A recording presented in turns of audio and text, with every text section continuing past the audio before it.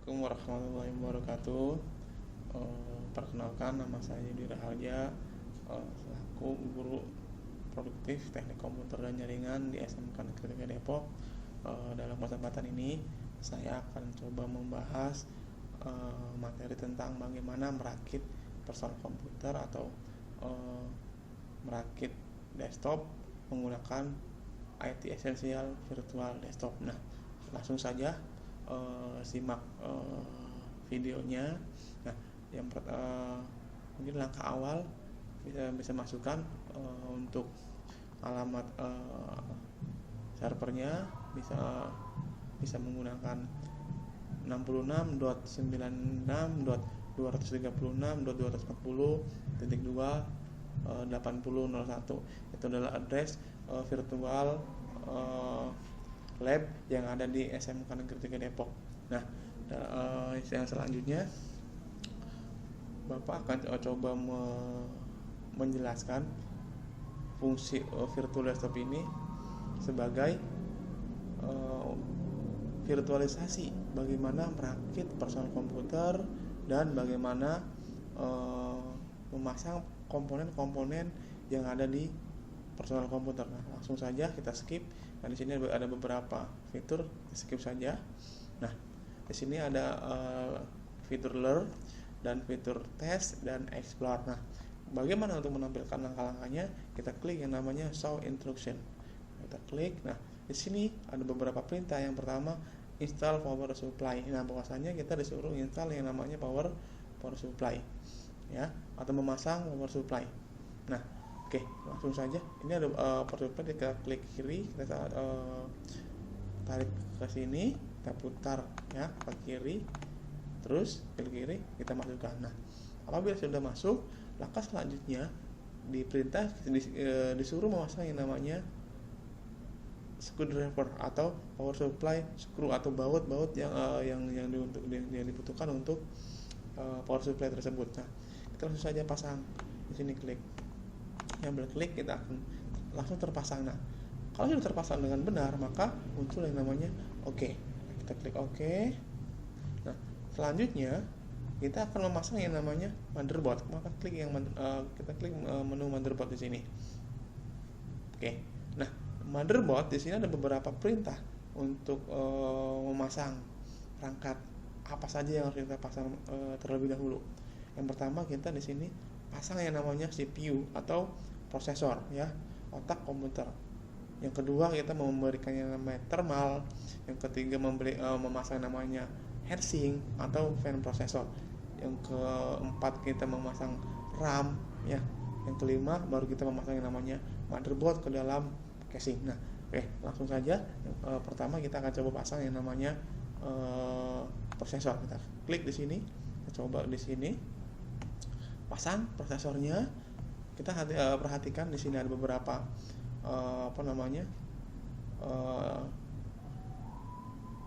istilahnya langkah atau ciri yang ada dalam prosesor. Itu ada semacam kayak coakan, ya, istilahnya. Coakan itu adalah apa ya? Ya, coakan sebagai ciri bagaimana memasang prosesor ke motherboard. Kita coba, kita langsung saja kita putar, ya, kita putar seperti ini. Maka nah, kalau muncul seperti ini, maka posisinya belum tepat untuk prosesornya. Maka kita klik lagi. Nah, akan terpasang seperti yang ada di virtual ini. Nah, langkah selanjutnya kita akan menutup yang namanya soket. Tutup soketnya. Setelah itu kita klik yang namanya pengaitnya. Nah, langkah selanjutnya kita akan memberikan yang namanya thermal atau pasta prosesor di sini. Secara otomatis dia akan akan tertuang di prosesor. Selanjutnya kita memasang yang namanya fan processor di sini. Ya, klik yang ini adalah pengait fan processor yang berfungsi untuk penopang, ya, supaya si fan processor tersebut tidak lepas dari motherboard. Langsung saja klik, maka dia akan terpasang. Langkah selanjutnya kita memasang yang namanya kabel power ke motherboard, kabel power heatsink, ya, atau fan processor. Oke. Nah, sama ini juga. Kalau tidak posisinya belum benar, maka dia tidak akan terpasang secara maksimal. Kita lihat, ya, Kalau benar maka dia akan terpasang. Langkah selanjutnya kita akan memasang yang namanya RAM. RAM pertama kita pasang di sini, ya. Sama, kita RAM dipasang. Slotnya cirinya diperhatikan ya, sampai terbalik. Kalau terbalik dia tidak akan bisa terpasang dengan benar. Oke, kita coba. Ya, ini posisi yang belum tepat, maka kita akan luruskan. Bagaimana? Coba. Nah, apabila sudah terpasang, maka kita harus klik yang namanya pengaitnya di sini. Klik, ya. Di sini klik, maka dia akan terpasang. Nah, yang kedua, kita pasang RAM yang kedua atau slot bagian yang kedua. Ya, ini. Kita tarik saja, kita klik, terus kita coba pasang lagi, ya. Lalu kaitkan lagi ininya. Ya, seperti itu. Untuk di bagian motherboard sudah terpasang dengan benar, maka kita langkah selanjutnya memasang yang namanya install the motherboard. Kita akan coba, dia akan dipasang ke sebuah casing komputer, ya, yang berfungsi untuk tempat prepare komputer, ya, itu akan dijadikan satu di dalam casing namanya. Kita pasang saja. Ya, langsung saja, maka dia akan terpasang ke casing. Nah, langkah selanjutnya kita akan coba memasang yang namanya adapter card. Ya, adapter card kita pasang. Nah, di sini ada beberapa perintah atau langkah lagi. Yang pertama, kita harus memasang yang namanya NIC atau kartu jaringan atau network interface card atau LAN card. Ya, kita pasang LAN card.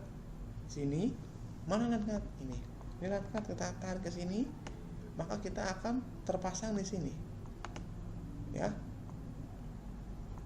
Ya, LAN card di sini pasang. Oke, langsung sudah terpasang. Langsung aja kita pasang yang namanya screwdrivernya, double klik saja, maka dia sudah terpasang. Nah, langkah yang kedua, kalau di sini kita lihat, kita menggunakan yang namanya wireless network card. Ya, sini wireless NIC. Kita pasang lagi di sini. Harus terpasang, kita pasang juga bautnya. Jangan sampai tidak dipasang. Langkah selanjutnya kita kalau di tutorial kita pasang yang namanya VGA card, ya, atau VGA. Ya. VGA kita pasang, ambil di sini, taruh di sini. Dia akan terpasang dengan sendirinya. Langkah selanjutnya kita akan memasang yang namanya baut untuk VGA. Coba klik saja, maka dia akan terpasang otomatis. Lalu dia muncul oke, interaksinya berarti dia sudah benar. Klik oke, lalu kita akan setelah ini akan memasang beberapa perangkat internal drive, hard disk, floppy disk drive. Kalau sekarang kita sudah menggunakan yang namanya SSD, ya, DVD room, ya, CD-ROM ataupun DVD RW. Ya, kita coba klik di sini. Nah, di sini pun ada beberapa langkah lagi, sudah ada petunjuknya. Ya, pertama kita pasang yang namanya hard disk. Ya, hard disk yang mana? Kita cari di sini.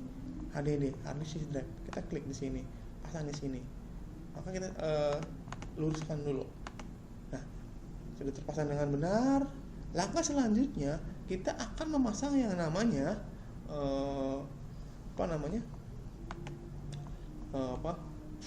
memasang yang namanya kabel power hard disk, ya. Pasang di mana kabel powernya. Nah, sebelum kabel power kita pasang dulu yang namanya optical drive atau DVD RW. Pasang di sini. Oh, dia nggak mau. Kenapa dia tidak mau? Karena urutannya kurang tepat. Ya, yang kedua kita pasang yang namanya kabel data. Kita coba kabel data di sini, dan dia tidak mau juga, ya. Nah, kita perhatikan baik-baik. Di sana ada beberapa perintah. Yang pertama untuk memasang hard disk, move the HDD to cache. Yang kedua kita sudah pasang, ya. Langkah selanjutnya kita yang harus memasang yang namanya, coba kita lihat dulu. Di sini sudah habis semua perangkatnya, tinggal kita memasang perangkat-perangkat internal, ya. Nah, coba kita lihat. apakah benar sudah pasang hard disk? Coba sebentar, saya pause dulu ya. Baik, ternyata motherboardnya belum dikasih baut atau screwdriver ya. Kita pasang dulu bautnya di sini.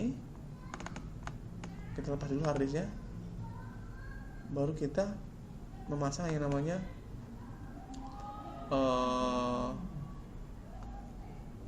baut yang ada di motherboard.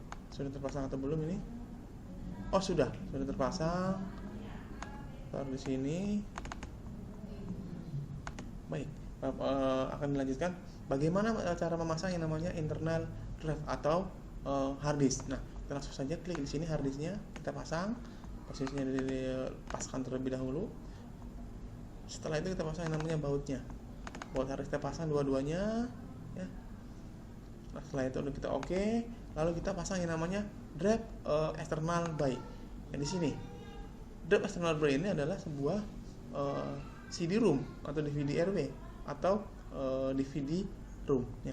Coba pasang, klik optical drive-nya di sini. Pasang lagi. Kita masukkan lagi. Setelah kita masukkan, pasang bautnya ya, supaya dia aman ya.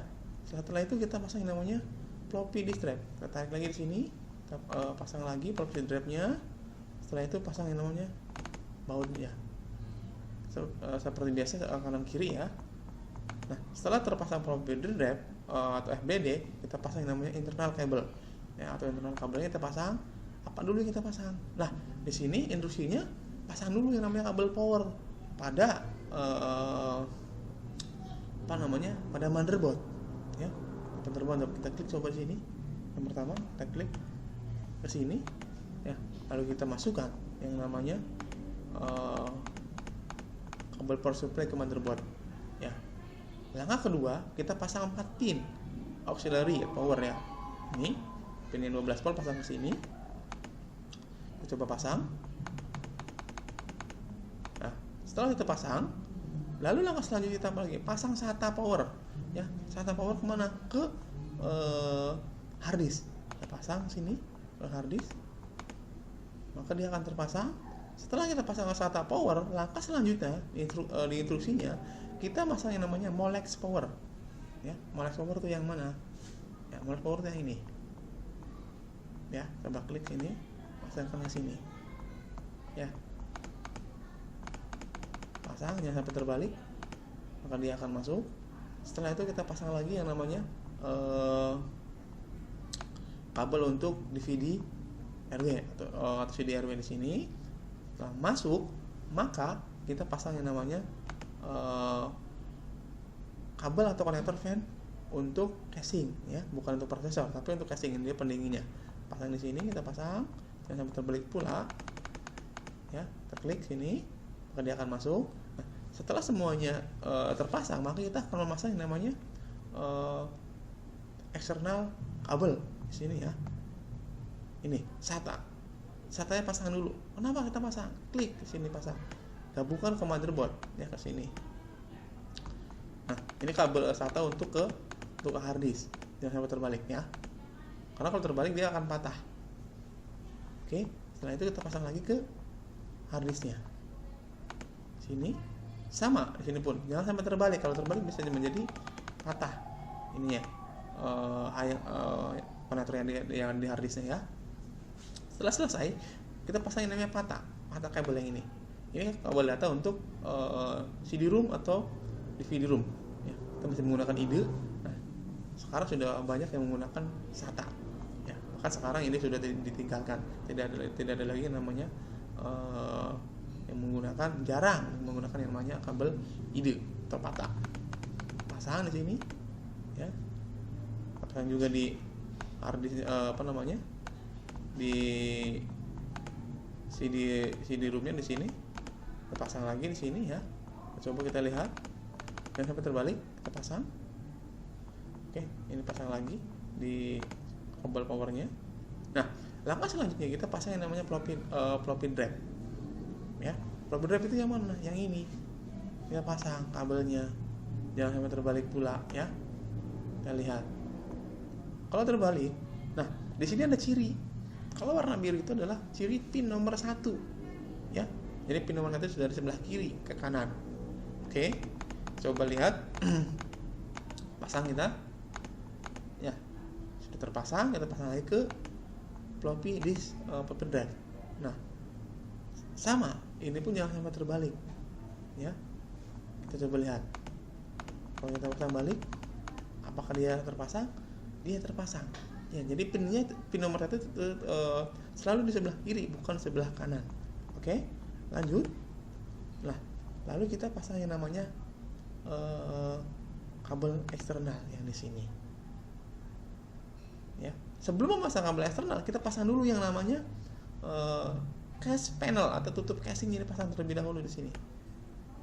Ya, pasang supaya rapi, maka akan muncul seperti ini. Lalu perintah berikutnya, kita akan memasang yang namanya monitor. Ya, monitor yang mana? Kita lihat. Screwdriver dulu di sini. Ya, di bawah dulu supaya nggak hilang. Ya, supaya nggak lepas, supaya lebih rapi. Oke, pasang kita monitor. Ini Bapak akan pasang kabel VGA, outputnya ke mana? Ke monitor. Kita klik di sini, ya, pasang ini. Dia belum pas, ya, di samping belum pas juga. Dia kalau nggak pas, dia tidak bakal masuk. Nah, selanjutnya kita disuruh memasang yang namanya keyboard. Mana keyboard? Yang ini. Tarik aja ke sini. Ya, ini keyboard. Tarik.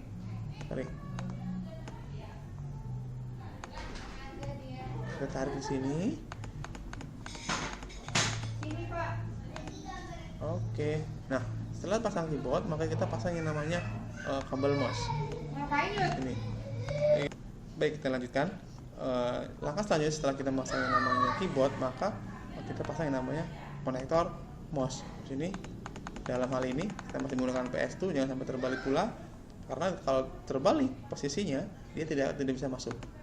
Oke, sudah masuk. Nah, langkah selanjutnya kita akan coba memasang yang namanya USB.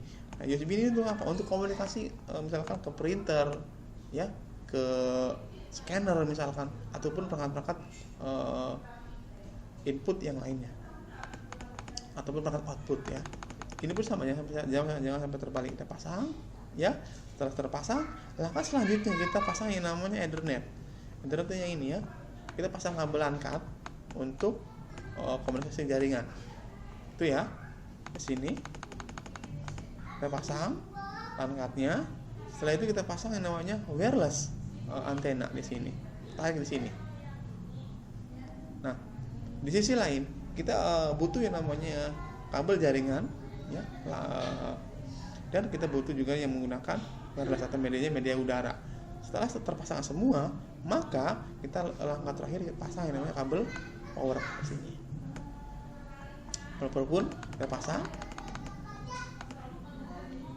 Nah, inilah bagaimana cara merakit personal komputer menggunakan IT Essential Virtual Desktop. Semuanya sudah terpasang dengan benar, ya. Sudah selesai. Kurang lebihnya mohon maaf. Barangkali ada yang mau ditanyakan, bisa langsung saja langsung latihan atau menanyakan by WhatsApp ataupun media yang lainnya. Terima kasih. Ya, kurang lebihnya mohon maaf. Assalamualaikum warahmatullahi wabarakatuh.